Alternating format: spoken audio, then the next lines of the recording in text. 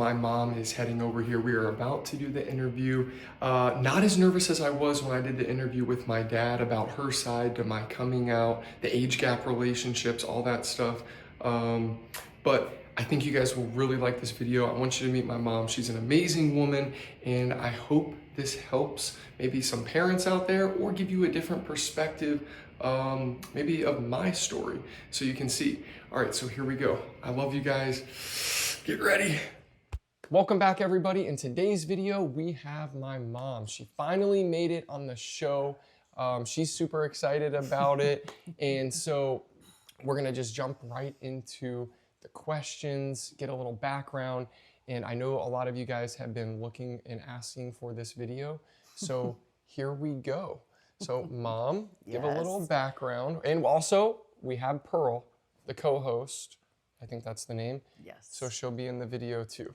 Okay, Curly. so give a little background. Okay, my name is Cindy. I am a real estate paralegal. I've done this job probably about 30 years. I am originally from Florida, so I'm a Florida cracker. I have another son, Nick's half-brother, and let's see, I enjoy working out, shopping, and I love spending time with my granddog. This is the only grandchild I have. Therefore, I love spending as much time with her as I can. Anyway. No, yeah. that's perfect. Yeah.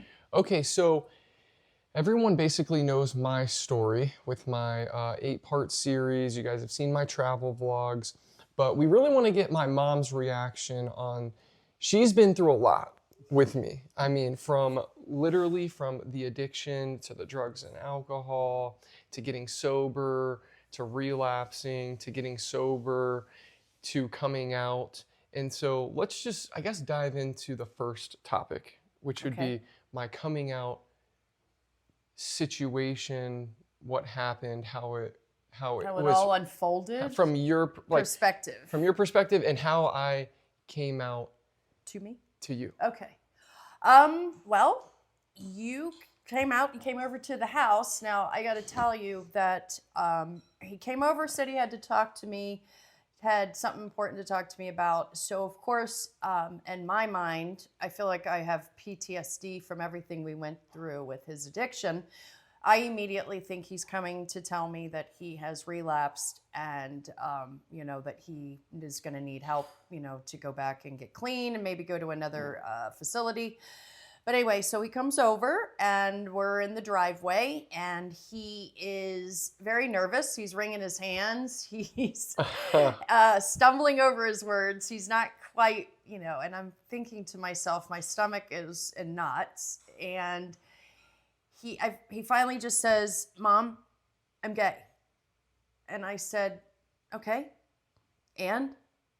And he said, "That's it." I'm like, "That's it?" And he said, "Yes, that's it." And I said, "Okay, I don't care. I don't care. I love you. You're my son. I do not care. As long as you're happy, you're healthy, and you're working your program, that's all that matters to me. If this is what truly makes you happy, I'm behind you. I love you. I support you. It doesn't matter to me. It just doesn't." Yeah. Just... Now, at that time, I did already relapse because I couldn't do it sober. Looking back on it, I could have done it sober. But in my mind state that I was in at that time with all the fear and everything, there was just no way that I couldn't comprehend coming out to you or Dad or anybody. So that was really tough because I was like, no, I didn't relapse. I'm just coming to you, because I had to come out. But she did ask me that. And I was like, but the weight or the relief that came off of my shoulders at that time was like... Oh, it was evident. It was amazing. But I then could tell. I also said, well, I'm also in a relationship. Do you remember that? I do remember that. Again, I was so ultra focused that you were going to tell me that I don't think that really sunk in initially. And then you said, and I have, someone, I don't know how exactly you said. And I said, "Okay, well, who?" And you said, I don't know if you said the person's name, but who it was, and I was like, okay, all of this makes sense now. Now it all is making sense. It's coming full circle. circle. It's coming full. Now I understand things. Your roommate, da da da, and again, I didn't care. I said, as long as you're happy. I liked the person. I didn't know a whole lot. I liked him, and in my mind, I just didn't care. As long as, you were happy and you were living your best life and you were healthy, and that's all that really matters to me. I've had my own issues with relationships. I am no one to be giving anybody advice on relationships. So I just wanted to let you know that I was there. I loved you. I supported you if you needed me. But I just wanted you to be happy. Yeah. And I definitely felt that. For sure. It was a big weight, but it was really difficult for me at times because it was like, okay, I got to worry about coming out. Then I got to worry about this age gap thing because that's a whole other barrier to get through. Because it's like, oh God, you're already going to get judged for one thing. Then you feel like you're going to get judgment about something else. So when I told her, who I was seeing at the time, and it was an age gap relationship, it was nice that you were just like happy for me. I am not going to give anybody advice on relationships. I have made some major mistakes in my life. So I just, want you to be happy.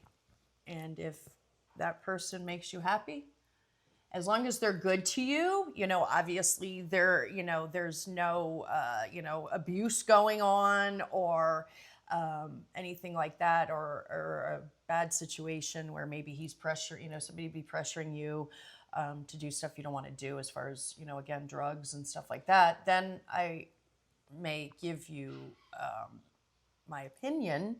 Right. But I'm never going to say, no, or you can't, I wouldn't do that. You shouldn't be doing that or any of that. I'm not going to judge. I'm not here to judge. I same thing with your brother. I love you guys unconditionally. You're my kids. I'm there to support you. And I am not the person to give any kind of relationship advice. I know. And you've said that multiple times, actually, even in my past. Yep. Okay. So jumping into, I guess, the next thing, if there was a mom out there whose son was gay, and she was having thoughts, because I'm guessing there's a couple things, like there's like, okay, well, is he going to be able to have grandkids? So like that's a big thing for you. I mean, you have Blake, right. But if I decided, I mean, not every gay person has kids. Some do, some don't. But that's got to be something that goes through your head as well. Yeah, I mean, it does. Of course. I want grandkids. I love Pearl. Pearl's my girl, but again, it's not my life. I'm not gonna pressure you or your brother because of something I want. You guys have got to, live your lives the way you want to live them.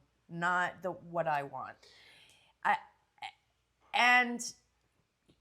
If you choose to have kids, that's great. If you choose to, get a surrogate, or you choose to adopt, or whatever, I will be supportive. I'll love you. I'll think it's great. And if it's not in the cards, then it's not in the cards. It's not meant to be. And I've got enough nieces and nephews and we definitely have plenty. Yes, I've got plenty to share, and I will just get another dog. So what would you share to someone, let's say a mom, Yep. that her kid just came out to her and she doesn't know how to really react? Is there any advice? Is there anything you how can think? She would react to him? No, not react to him. I guess how she would, if there's any tips or anything that you could think of for a parent whose kid just came out to them. It might be a tough one because everyone's different. for me, I just think it's really important to support your kids. Be supportive for their dreams and what they want, out of life and where they want to be. And again, as long as they're not harming themselves or doing things that is going to hurt them, I think you should support your kids. I think you should, and what they want to do. And that's be supportive and love them. That's what they need, is your love and support, and to know that you're there for them no matter what. If they fall, if they need help. That's a great. That's it. I just be supportive and love them. That's a what they great need. answer. Okay. All right. All right. So next big question. Mm-hmm. What do you think about Mike? Mike, I love Mike. Mike's awesome. Mike is great. What? I asked my dad that question. He's like, "Oh, he seems really cool. He works out. He's fit. Seems like a good guy." He's a great guy. He's got a great personality. He's kind. He generally, I can tell, cares about you. He has true feelings for you. I don't, there's no ulterior motive or anything like that. So I think he's an awesome person and a good guy. That's really sweet. I don't have anything negative to say about Mike. Even though he's in the kitchen right now. He's just a few feet away listening. No, seriously, he's a good guy. I don't, nothing negative. I can tell he cares about you, and that's really what's important. Yeah. That, for sure. He's definitely genuine to me. So. Thanks. Yeah, he is awesome. Okay, so next thing, me and my mom went through, so we talked about a little been through a lot with the addiction and all that stuff. And I remember there was times because you guys see me on the screen, okay? And I know you watch and you're like, oh, wow. You can't imagine what my life was like when I was in the depths of what I was going through, right? Mm-hmm. And my mom probably saw it more than anybody, probably even more than Dad. Yeah, probably. Just for the time I was staying there and... Yep. And when you were going through withdrawal or whatever, I felt like you gravitated towards me more. Well, and I think that's also because I've got a little more empathy and compassion, and where your dad, although he loves you, don't get me wrong, he doesn't have that, where he wants to coddle you and make sure you're okay. Yes. Put the washcloth on your head and. Are you going to be all right? Can I rub your back? Those kinds of things. That's very true. He'll make sure you're okay, but he's not going to do the extra nice things. Yeah.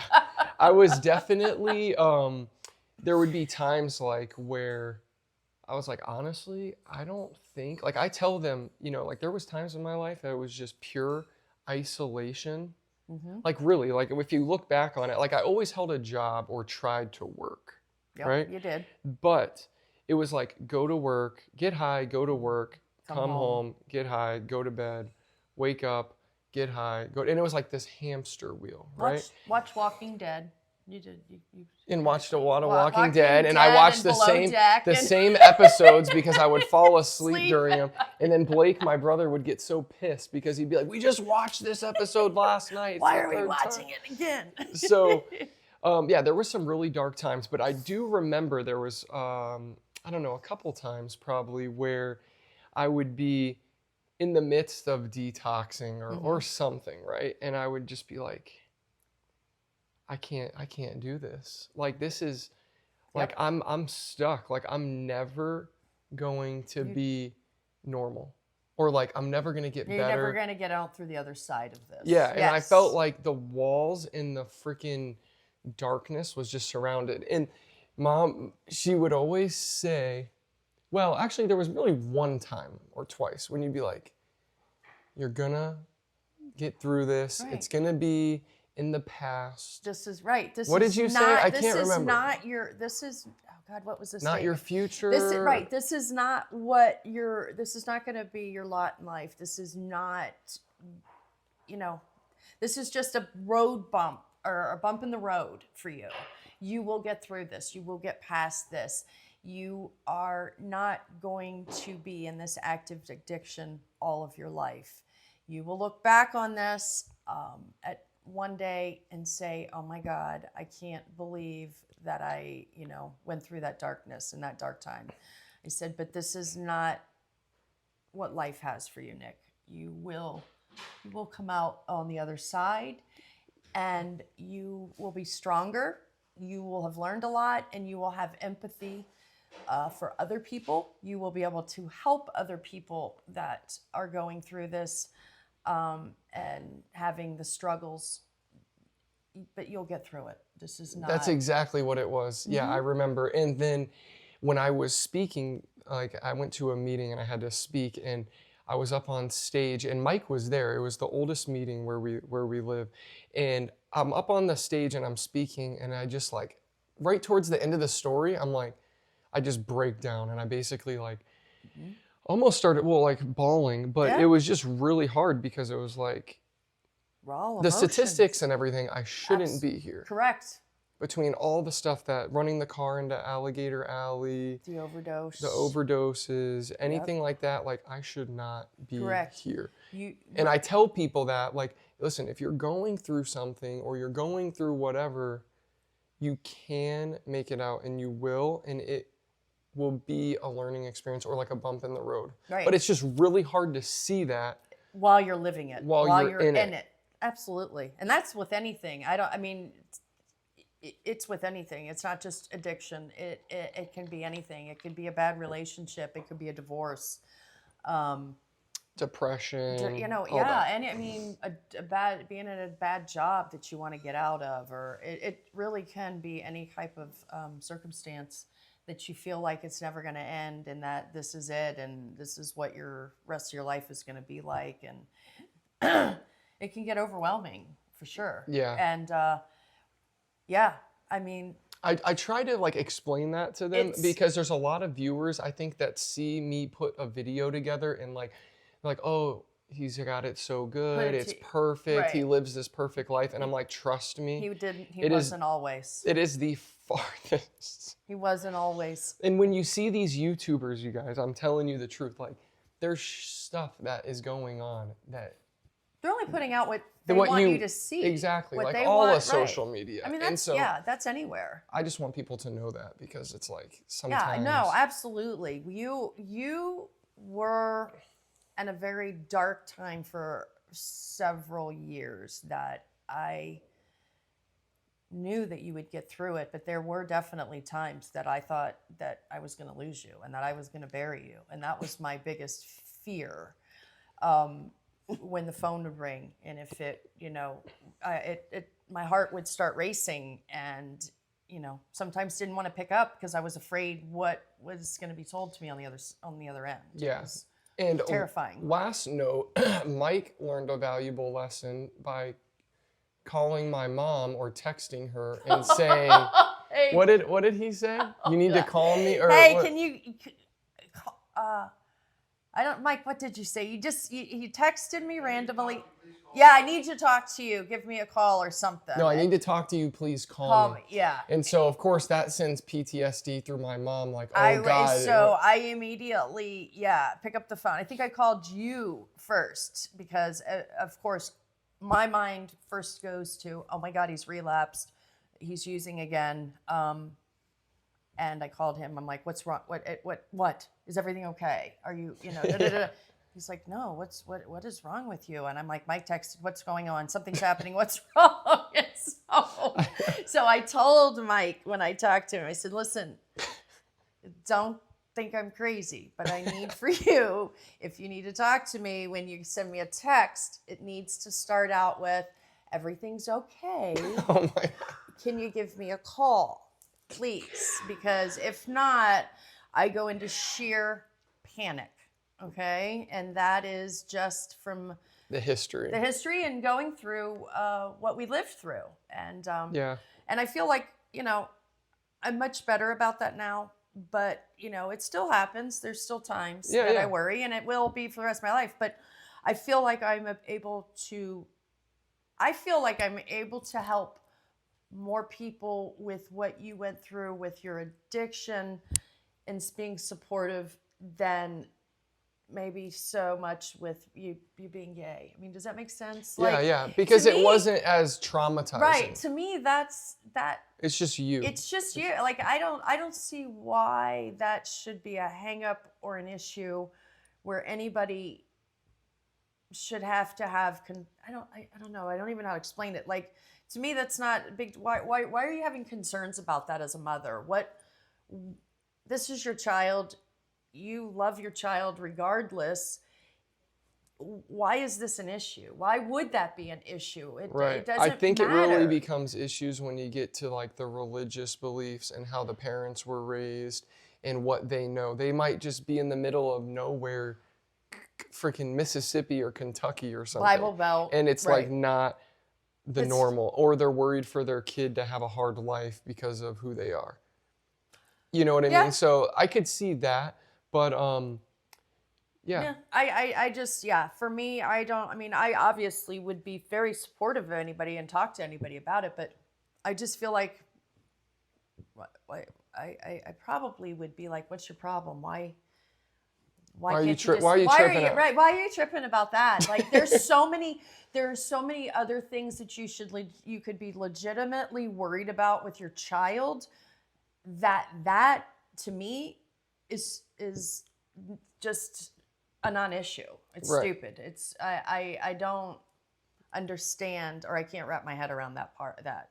Now, if you come to me and say, "Oh my God, my kid's shooting up and they're heroin or meth or both," then I would say okay and talk to them and everything, and I could understand why they might be upset or worried, but the sexuality thing is like, who gives a rat's ass? I mean, really? No, that's a good point. So, okay, lastly, we're going to close it off. Is there anything that you want to say to the viewers or people out there before we close it out?